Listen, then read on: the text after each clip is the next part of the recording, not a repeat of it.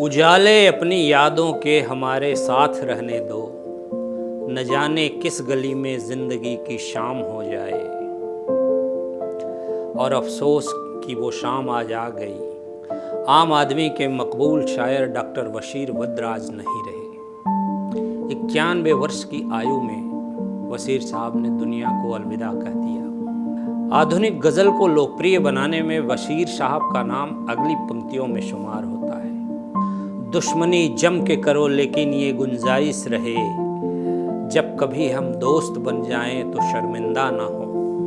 बशीर साहब ने यह शेर देश के बंटवारे के बाद कही, जिसे शिमला समझौते के समय जुल्फ़िकार अली भुट्टो ने इंदिरा गांधी को सुनाया था। अगर आप उर्दू की समझ नहीं रखते और गज़ल और शेर व शायरी के शौकीन हैं तो बशीर वद्र की गज़लें शायरी आपके इस शौक़ को पूरा करती हैं।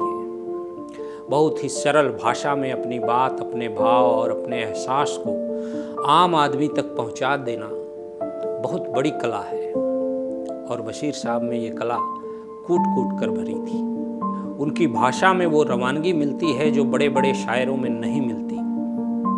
बशीर साहब कठिन भाषा के इस्तेमाल से बचते थे और यह कहा भी करते थे कि फ़ारसी और उर्दू के इस्तेमाल भर से शायरी गज़ल नहीं बनती, बल्कि ज़मीनी भाषा यानी आम आदमी जो ज़बान बोलता है, जिसमें वो बातें करता है, उसी में गज़ल या शायरी भी सुनना पढ़ना पसंद करता है, और तभी कोई शेर अधिक से अधिक लोगों तक पहुंचता है। मुझे तुमसे मोहब्बत हो गई है, ये दुनिया खूबसूरत हो गई है, खुदा से रोज़ तुमको मांगता हूँ, मेरी चाहत इबादत हो गई है।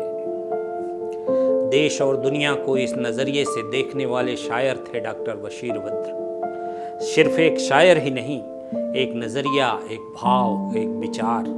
1987 में मेरठ में एक भीषण सांप्रदायिक दंगा हुआ। उस समय बशीर साहब मेरठ विश्वविद्यालय में प्रोफेसर थे। डॉक्टर बशीर वद्र शहर के रोम रोम में समाये थे। उनकी शायरी तब हर किसी के ज़ुबान पर होती थी।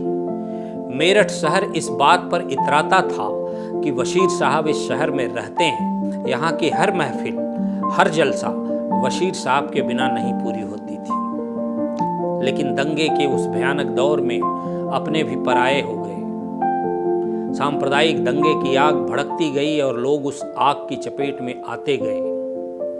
बशीर साहब भी उस आग से अछूते नहीं रह पाए। परिणाम यह निकला कि जो शहर उनकी गज़लों और शायरी का कदरदान हुआ करता था, वहाँ अब उनके आसपास कुछ भी ठीक नहीं था। सब कुछ जलकर खाक हो गया। मोहब्बत के सारे रिश्ते उस आग में बुरी तरह झुलस गए। न कोई पड़ोस रहा, न कोई रहनुमा रहा। एक हर दिल अजीज शायर के सर पर छत नहीं बची। किसी दोस्त के यहाँ परिवार समेत दिन गुजारने पर मजबूर हो गए, क्योंकि 2 कमरों का उनका घर भी जला दिया गया था। मोहब्बत और अमन के इस शायर का दिल घायल था। मजहबी जंग में इंसानियत की बलि चढ़ाई जा रही थी। मानवता का कत्ल हो रहा था।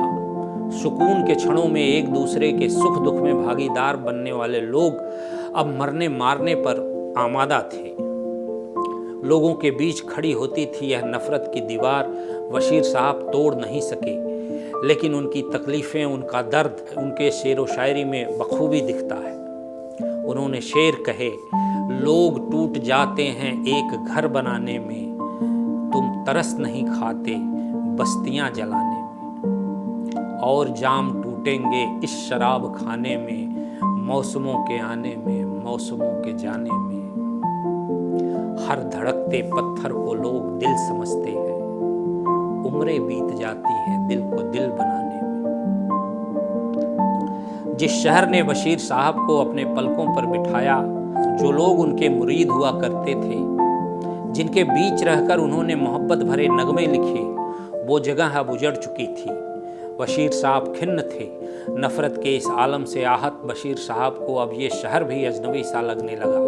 उन्होंने लिखा भी, कोई हाथ भी न मिलाएगा जो गले मिलोगे तपाक से, ये नए मिजाज का शहर है, ज़रा फासले से मिला करो। कुछ समय बाद बशीर साहब भोपाल जाकर बस गए। उन्होंने अपने दर्द को तो शायरी और गज़लों में शुमार कर दिया, लेकिन उनके आसपास जलते मकान, लोगों की चीखें, उनके आंसू वहीं कहीं दबे पड़े होंगे। उत्तर प्रदेश में 15 फरवरी 1936 को पैदा हुए बशीर वद्र ने अलीगढ़ मुस्लिम विश्वविद्यालय से शिक्षा प्राप्त की। उनके बारे में यहाँ कहा जाता है कि बचपन से ही शेर व शायरी लिखने लगे थे। साहित्य और नाटक अकादमी में किए गए उनके योगदानों के लिए उन्हें 1999 में पद्मश्री और उर्दू के साहित्य अकादमी पुरस्कार से नवाजा गया। उनकी कविताएं और शेर अंग्रेजी और फ्रेंच में भी अनुवाद किए गए। और आखिर में एक गज़ल बशीर साहब की।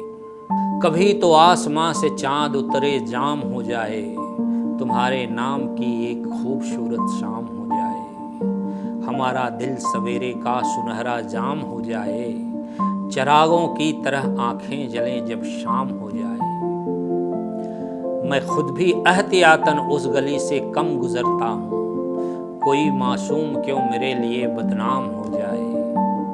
अजब हालात थे यूं दिल का सौदा हो गया आखिर, मोहब्बत की हवेली जिस तरह नीलाम हो जाए। समंदर के सफ़र में इस तरह आवाज़ दो हमको, हवाएं तेज़ हों और कश्तियों में शाम हो जाए।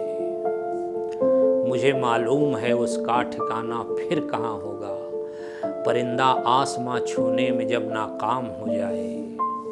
उजाले अपनी यादों के हमारे साथ रहने दो, न जाने किस गली में जिंदगी की शाम हो जाए।